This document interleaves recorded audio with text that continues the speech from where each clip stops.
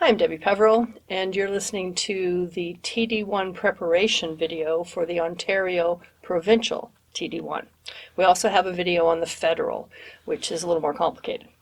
So the Ontario TD1 form, the first part of it, you need to fill in your name, address, date of birth, and your social insurance number. Then, of course, we get to box 1, which is the basic exemption. This is the amount of money you're allowed to make before you pay any income tax. And for the 2024 year, this amount is $12,399. So that should be pre-printed on your form. If it's not, you can write it in. The second box only applies if you're over the age of 65 at some point during 2024. So if this will not apply to you, you don't need to put anything in box 2. Box 2, for people who are over the age of 65, is a little complicated because there's a proration. If you earn $45,068 or less, the amount you're allowed to claim on your Ontario TD1 form is $6,054. If you earn more than $45,608, then you're going to have to prorate the form. And the way it works is we take your actual income, subtract the $45,068, multiply the amount over that by 15%, and subtract it from $6,054. Now, there's a worksheet for that. What I can tell you is that if your income in retirement or over age 65 is more than $85,428, you are not going to get the age exemption on your tax return. So if you don't put anything on your TD1 form for that age exemption, your employer will not take it into account. And odds are you won't owe any income tax come the end of the year because the correct amount will have been taken. That is box 2. Box 3 is pension income. So if this is pension income other than CPP, OAS, or the Guaranteed Income Supplement. So if you have pension income that is not those 3, CPP, OAS, and GIS, then you can claim $1,714. Okay? That is the same pretty much every year. If you're eligible for the disability tax credit, which means you've applied for it and you've been granted it by the federal government, then the one amount you put in box 4 is $10,017. If you haven't applied for the disability tax credit, you can't put anything in this box. Okay? It is not about whether you are disabled, it's about whether you have the disability tax credit from the federal government.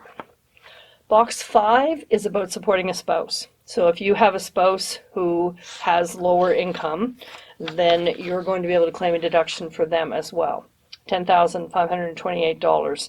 If their income is more than $946, then the difference between their income and $11,581 is the amount that you can put in that form. So of course, if their income is over that limit, there's no deduction because they're not dependent on you. If you do not have a spouse, but you do have a child under the age of 18 who is dependent on you, and this is a question I get a lot because people ask me if they can claim more than one child as an equivalent to spouse, and the answer is no. You can only claim one child as an equivalent to spouse because you can only have one spouse under the Income Tax Act. So there's only, if you don't have a spouse but you do have a child and that child doesn't make a lot of money, you're going to be able to take a deduction for the kid, and that's the $11,581. Same proration there as for the way we talked about the spouse. So if you have a kid who makes money, then you don't get to claim as much of an exemption for them.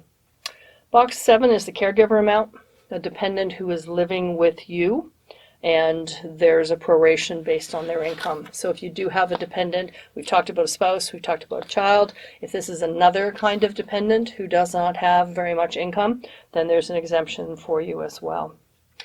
Box 8 is the transfers. So if you have a spouse who does not make enough money to use their age exemption, their pension amount, or their disability amount, they can transfer those amounts to you. In that case, you would put an amount in box 8 of the transfer you think you're going to be able to get. Box 11 is the amount that you transfer from a dependent, so for disability. So if you have a dependent with a disability tax credit amount and they can't use that, it can be transferred to you. Common case for this is a child under the age of 18 who perhaps has a diagnosis of ADHD. That will give them a disability tax credit. If they don't have a job, they probably can't deduct it, so they can transfer that disability tax credit to a parent. And if you know that's going to happen, you put it on your TD1 form and your employer will take less tax from you on every paycheck. So that's box 11. So now we have to add up everything that is on all of these boxes, and you put the total amount at the bottom in box 10. That is the amount that your employer is going to take into account when they do the calculation of your wages and the amount of income tax that should be deducted from your wages. So there's a couple of things on the back of the form. Page 2, if you've got more than one employer, you can only claim these credits once. So the first time you fill in your TD1 form in a year, put all your credits on the form.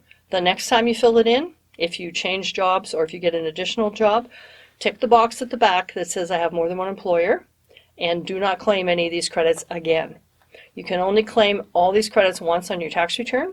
So you will get a bad result if you claim them on multiple TD1 forms, because your subsequent employers will not take the right amount of tax, and you're going to end up having a bill at the end of April when you file your personal income tax return. There's also a place, if your income is going to be less than the $12,399 that you're allowed to make before you pay tax in the province of Ontario, you can tick that box and no deductions will be taken from you because you're not going to make that much money. We also do a provincial form for Nova Scotia and one for the federal government if you're looking to fill in those forms. If you want additional tax taken, if you'd like to give the government money and have them give it back to you in April, then you can fill that in on this form as well. If you would like less tax taken, and we all would, there's a form, the T1213, that only really applies if you're making massive RSP deductions or something like that. Just writing to them and telling them you'd like to pay less tax, that doesn't actually work because you're still going to owe tax when you file your tax return. Okay. So if you fill in all the lines based on the information I gave you, add it all up, box 10, give it to your employer. With any luck, you're going to have the right amount of tax taken from your employment this year.